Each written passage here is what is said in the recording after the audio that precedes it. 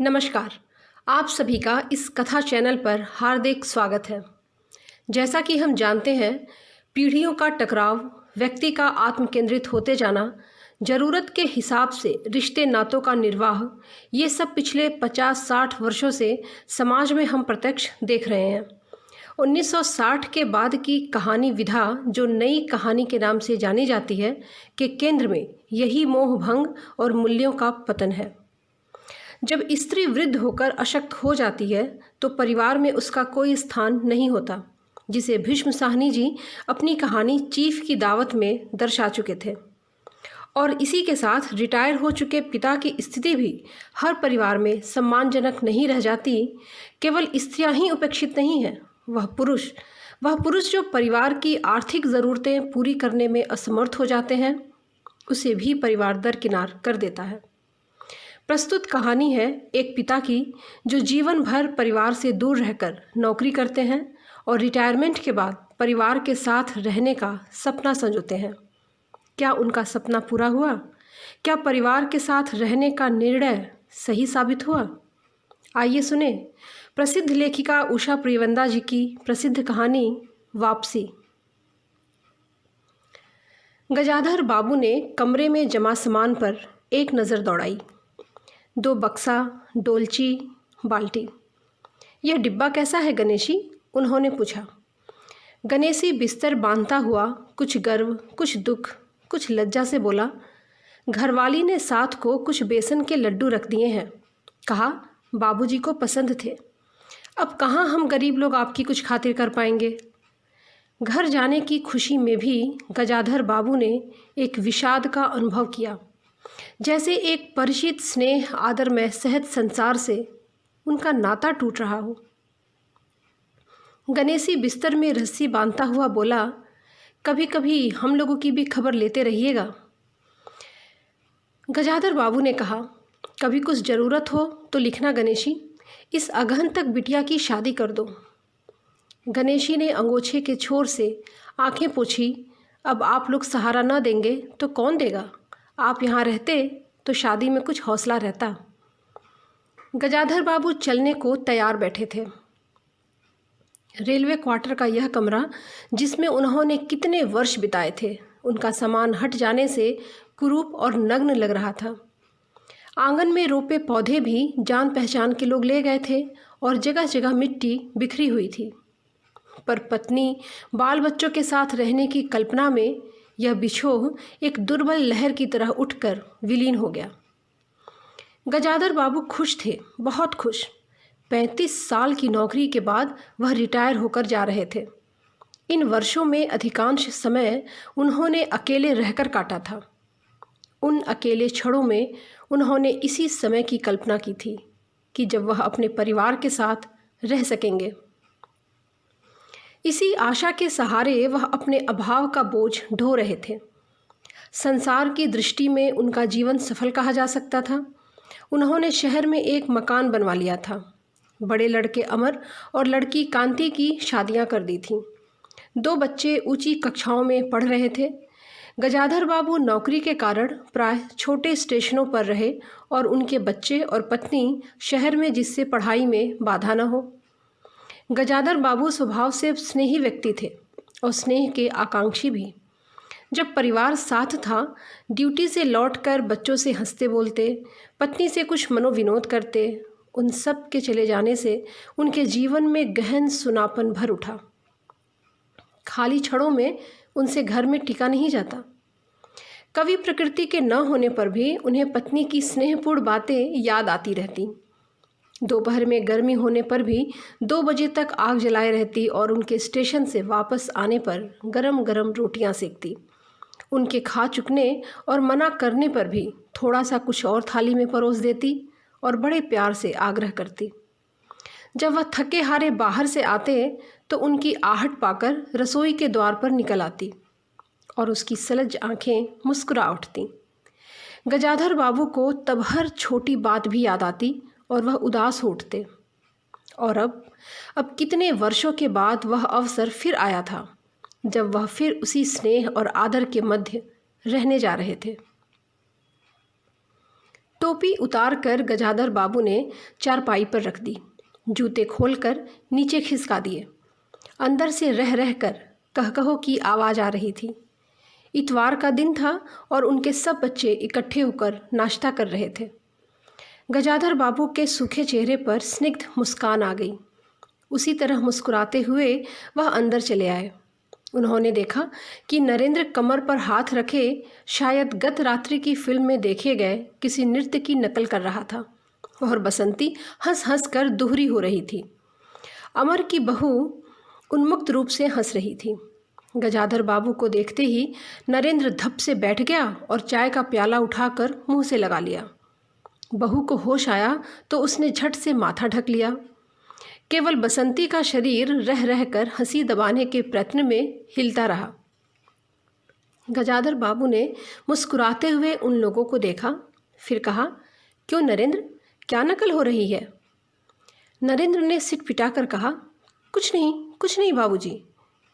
गजाधर बाबू ने चाहा था कि वह भी इस मनोविनोद में भाग लेते, पर उनके आते ही जैसे सब कुंठित हो चुप हो गए। उससे उनके मन में थोड़ी सी खिन्नता आई। बैठते हुए बोले, बसंती, चाय मुझे भी देना। तुम्हारी अम्मा की पूजा अभी चल रही है क्या? बसंती ने माँ की कोठरी की ओर देखा। अभी आती ही होंगी और प्याले में उनके लिए चाय छानने लगी। बहू चुपचाप पहले ही कमरे में चली गई थी और अब नरेंद्र भी चाय का आखिरी घूंट पीकर उठ खड़ा हुआ। केवल बसंती पिता के लिहाज में चौके में बैठी माँ की राह देखने लगी। गजाधर बाबू ने एक घूंट चाय पीकर कहा, बिट्टी, चाय तो फीकी है। बसंती बोली, लाइए चीनी और डाल दूँ। रहने दो, तुम्हारी अम्मा जब आएंगी तभी पी लूँगा। थोड़ी देर में उनकी पत्नी हाथ में अर्घ्य का लोटा लिए निकली और तुलसी में डाल दिया। उन्हें देखते ही बसंती भी उठ गई। पत्नी ने आकर गजाधर बाबू को देखा और कहा, अरे आप अकेले बैठे हैं, ये सब कहाँ गए? गजाधर बाबू के मन में फांस सी कसक उठी। अपने अपने काम में लग गए हैं, आखिर बच्चे ही हैं। पत्नी आकर चौके में बैठी और उन्होंने भी नाक भौं चढ़ाकर चारों ओर जूठे बर्तनों को देखा। फिर कहा, सारे में जूठे बर्तन पड़े हैं। इस घर में धर्म कुछ नहीं, पूजा करके सीधे चौके में घुसो। फिर उन्होंने नौकर को पुकारा। जब उत्तर न मिला तो एक बार और ऊंचे स्वर में फिर पति की ओर देखकर बोली, बहू ने उसे भेज दिया होगा बाजार। और एक लंबी सांस लेकर चुप हो गई। गजाधर बाबू बैठकर चाय और नाश्ते का इंतजार करते रहे। उन्हें अचानक ही गणेशी की याद आ गई। रोज़ सुबह पैसेंजर आने से पहले वह गरम गरम पूरियाँ और जलेबी बनाता था। गजाधर बाबू जब तक उठकर तैयार होते उनके लिए जलेबियाँ और चाय लाकर रख देता था। चाय भी कितनी बढ़िया, कांच के गिलास में ऊपर तक भरी लबालब पूरे 2.5 चम्मच चीनी और गाढ़ी मलाई।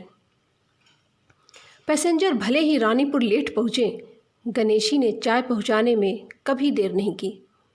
क्या मजाल कि कभी उससे कुछ कहना पड़ा हो। पत्नी की शिकायत भरा स्वर सुन उनके विचारों में व्याघात पहुँचा। वह कह रही थीं, सारा दिन इसी खिचखिच में निकल जाता है, कोई जरा हाथ भी नहीं बटाता। गजाधर बाबू ने कहा, बहू क्या करती है? उन्होंने कहा, वह तो पड़ी रहती है। बसंती को तो फिर कहो, उसे कॉलेज जाना होता है। गजाधर बाबू ने दोनों को प्यार से समझाया, तुम सुबह पढ़ लिया करो। तुम्हारी माँ अब बूढ़ी हुई, उनके शरीर में अब वह शक्ति नहीं बची है। तुम हो, तुम्हारी भाभी हैं, दोनों मिलकर काम में हाथ बटा सकते हो। बसंती चुप रह गई। नाश्ता कर गजाधर बाबू बैठक में चले गए।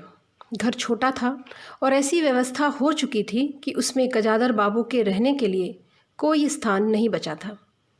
जैसे किसी मेहमान के लिए कुछ अस्थायी प्रबंध कर दिया जाता है, उसी प्रकार बैठक में कुर्सियों को दीवार से सटाकर बीच में गजाधर बाबू के लिए पतली सी चारपाई डाल दी गई थी। गजाधर बाबू उस कमरे में पड़े पड़े कभी कभी अनायास ही अनुभव करने लगते। उन्हें याद हो जाती उन रेलगाड़ियों की जो आती और थोड़ी देर रुककर किसी और लक्ष्य की ओर चली जाती। घर छोटा होने के कारण बैठक में ही अब अपना प्रबंध किया था। उनकी पत्नी के पास अंदर एक छोटा कमरा अवश्य था, पर वह एक ओर के मर्तबान, दाल चावल के कनस्तर और घी के डिब्बों से भरा था। दूसरी ओर पुरानी रजाइयाँ दरियों में लिपटी और रस्सी से बंधी रखी थीं। उसके पास एक बड़े से टीन के बक्स में घर भर के गर्म कपड़े थे और बीच में एक अलगनी बंधी हुई थी, जिस पर प्राय बसंती के कपड़े लापरवाही से पड़े रहते थे। वह भरसक उस कमरे में नहीं जाते थे। घर का दूसरा कमरा बेटे अमर और उसकी बहू के पास था। तीसरा कमरा, जो सामने की ओर था, बैठक था।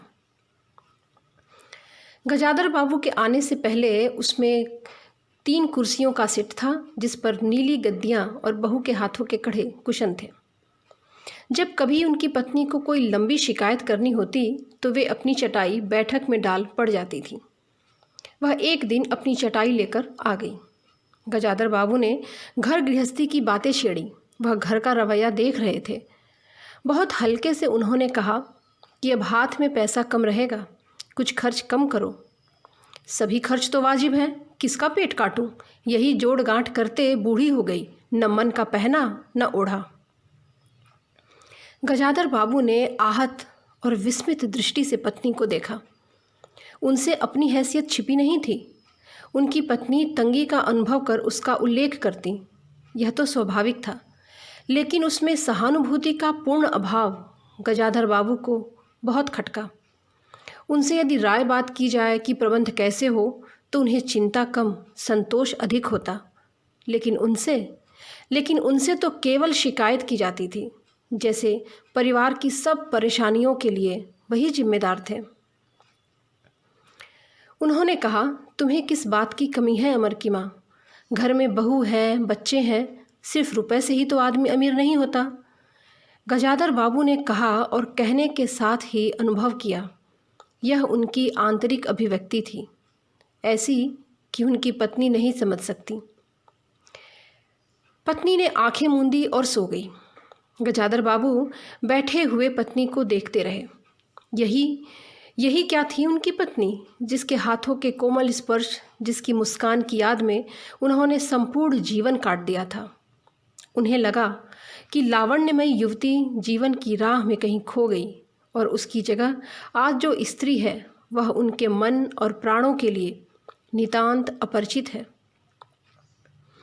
अंदर कुछ गिरा और उनकी पत्नी हड़बड़ाकर उठ बैठी। लो, बिल्ली ने कुछ गिरा दिया शायद, और वह अंदर भागी। थोड़ी देर में लौट कर आईं तो उनका मुंह फूला हुआ था। देखा, चौके में सब खुला पड़ा है। बिल्ली ने दाल की पतीली गिरा दी। सभी तो खाने को हैं, अब क्या खिलाऊंगी? वह सांस लेने को रुकी और बोली, 1 तरकारी और 4 पराठे बनाने में सारा डिब्बा घी का उड़ेल कर रख दिया। जरा सा दर्द नहीं है कि कमाने वाला हाड़ तोड़े और यहाँ चीज़ें ऐसे लुटें। मुझे तो मालूम है कि यह सब काम किसी के बस का नहीं है। गजाधर बाबू को लगा कि पत्नी अब कुछ और बोलेगी तो उनके कान झंझना उठेंगे। ओंठ भींच करवट ले उन्होंने पत्नी की ओर पीठ कर ली।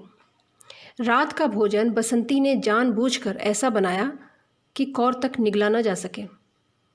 गजाधर बाबू चुपचाप खाकर उठ गए, पर नरेंद्र थाली सरकाकर उठ खड़ा हुआ और बोला, मैं ऐसा खाना नहीं खा सकता।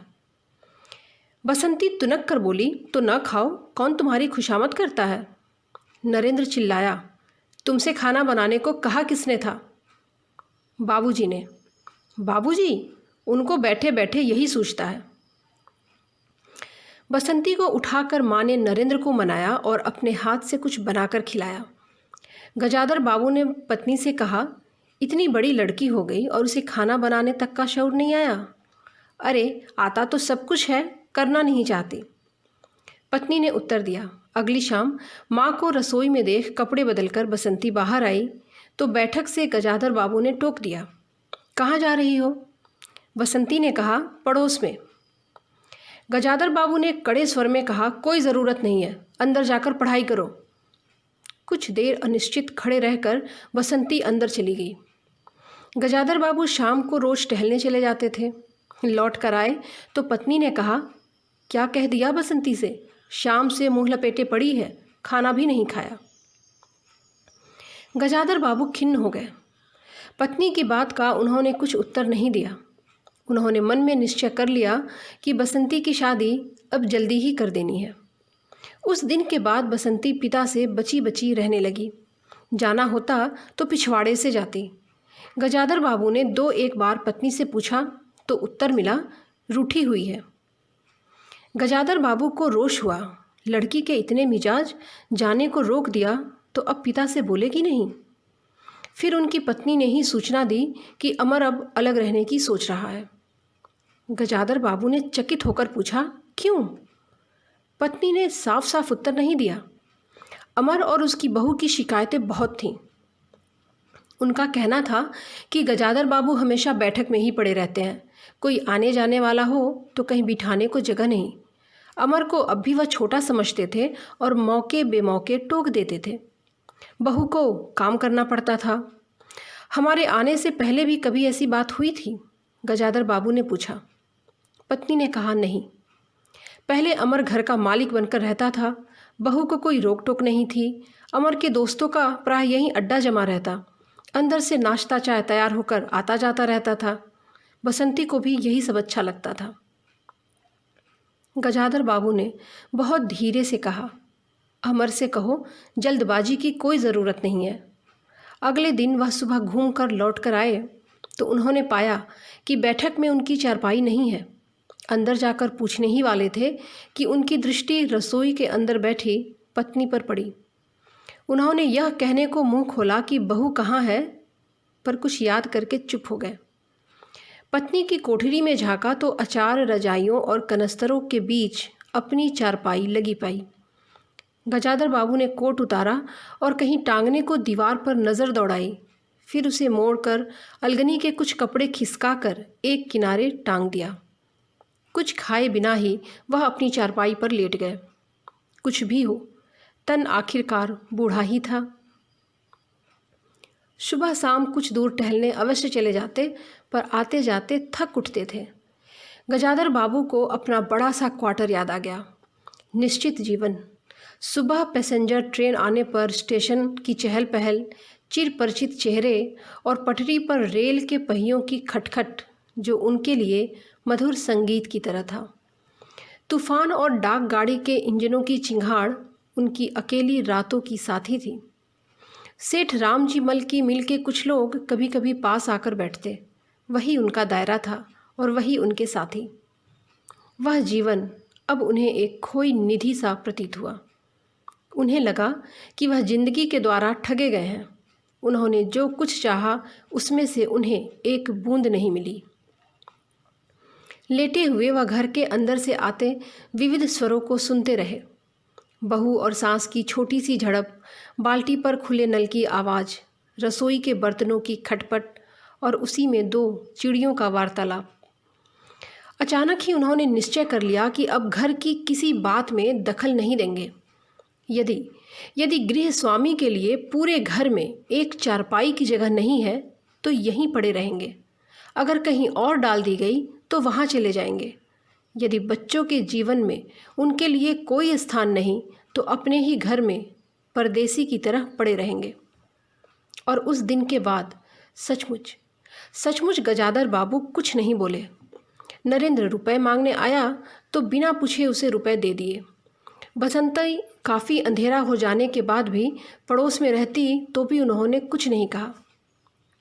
पर उन्हें सबसे बड़ा दुख यह था कि उनकी पत्नी ने भी उनमें कुछ परिवर्तन लक्ष्य नहीं किया। वह मन ही मन कितना भार ढो रहे हैं, इससे वह अनजान बनी रही। बल्कि उन्हें पति के घर के मामले में हस्तक्षेप न करने के कारण शांति ही थी। कभी कभी कहती, ठीक ही है, आप बीच में न पड़ा कीजिए, बच्चे बड़े हो गए हैं, हमारा जो कर्तव्य था कर रहे हैं, पढ़ा रहे हैं, शादी कर देंगे। गजाधर बाबू ने आहत दृष्टि से पत्नी को देखा। उन्होंने अनुभव किया कि वह पत्नी और बच्चों के लिए केवल धनोपार्जन के निमित्त मात्र हैं। जिस व्यक्ति के अस्तित्व से पत्नी मांग में सिंदूर डालने की अधिकारिणी है, समाज में उसकी प्रतिष्ठा है, उसके सामने वह 2 वक्त का भोजन की थाली रख देने से सारे कर्तव्यों से छुट्टी पा जाती है। वह घी और चीनी के डिब्बों में इतनी रमी हुई है कि अब वही उसकी संपूर्ण दुनिया बन गई है। गजाधर बाबू उनके जीवन के केंद्र नहीं हो सकते। उन्हें तो अब अपने बच्चों के लिए भी उत्साह बुझ गया। किसी बात में हस्तक्षेप न करने के निश्चय की बाद भी उनका अस्तित्व उस वातावरण का एक भाग नहीं बन सका। उनकी उपस्थिति उस घर में ऐसी असंगत लगने लगी थी जैसे सजी हुई बैठक में उनकी चारपाई। उनकी सारी खुशी एक गहरी उदासीनता में डूब गई। इतने सब निश्चयों के बावजूद एक दिन बीच में दखल दे ही बैठे। पत्नी स्वभावानुसार नौकर की शिकायत कर रही थी, कितना कामचोर है, बाजार की भी चीज़ में पैसा बनाता है। गजाधर बाबू को बराबर यह महसूस होता रहा कि उनके घर का रहन सहन और खर्च उनकी हैसियत से कहीं ज़्यादा है।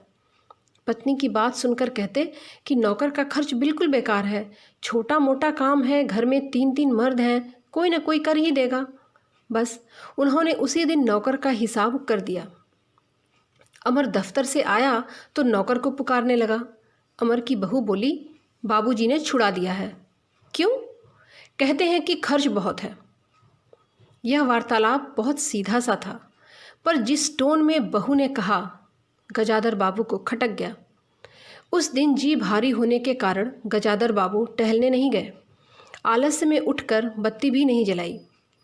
इस बात से बेखबर नरेंद्र माँ से कहने लगा, अम्मा तुम बाबूजी से कहती क्यों नहीं, बैठे बिठाए कुछ नहीं तो नौकर ही छुड़ा दिया। अगर बाबूजी यह समझें कि मैं साइकिल पर गेहूं रखकर आटा पिसाने जाऊंगा तो मुझसे यह नहीं होगा। हाँ अम्मा, बसंती ने कहा, मैं कॉलेज भी जाऊं और लौटकर घर में सफाई भी करूं, मेरे बस की बात नहीं है। बूढ़े आदमी हैं, अमर भुनभुनाया। चुपचाप पड़े रहें, हर चीज़ में दखल क्यों देते हैं। पत्नी ने व्यंग से कहा, और कुछ नहीं सुझा तो तुम्हारी बहू को चौके में भेज दिया, वह गई तो 15 दिन का राशन 5 दिन में बना के रख दिया। बहू कुछ कहे इससे पहले वह चौके में घुस गईं। कुछ देर में अपनी कोठरी में आईं और बिजली जलाई तो गजाधर बाबू को लेटे देख बड़ी सिटपिटाईं। गजाधर बाबू की मुख मुद्रा से वह उनके भावों का अनुमान नहीं लगा सकी। वह चुप आंखें बंद किए लेटे रहे। गजाधर बाबू चिट्ठी हाथ में लिए अंदर आए और पत्नी को पुकारा। वह भीगे हाथ निकली और आंचल से पोंछती हुई पास आ खड़ी हुई। गजाधर ने बिना किसी भूमिका के कहा, मुझे सेठ रामजी मल की चीनी मिल में नौकरी मिल गई है। खाली बैठे रहने से तो 4 पैसे घर में आए, वही अच्छा है। उन्होंने तो पहले ही कहा था, मैंने ही मना कर दिया था।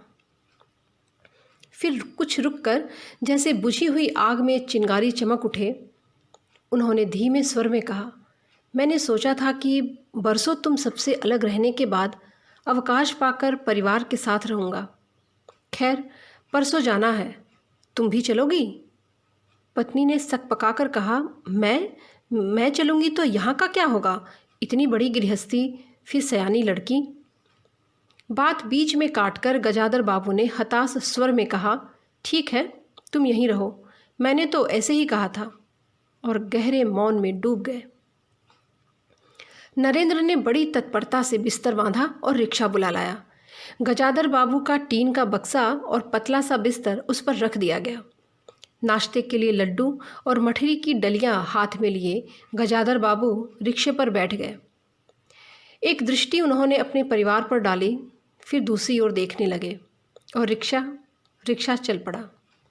उनके जाने के बाद सब अंदर लौट आए। बहू ने अमर से पूछा, सिनेमा ले चलिएगा ना? बसंती ने उछल कर कहा, हाँ भैया, हमें भी। गजाधर बाबू की पत्नी सीधे चौकी में चली गई।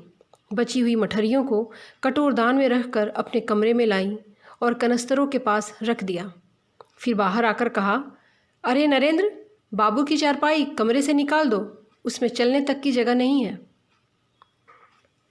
दोस्तों, ऐसी ही कहानी सुनने के लिए आप इस चैनल को सब्सक्राइब करें और लाइक करें, और हाँ, बेल आइकॉन दबाना ना भूलें।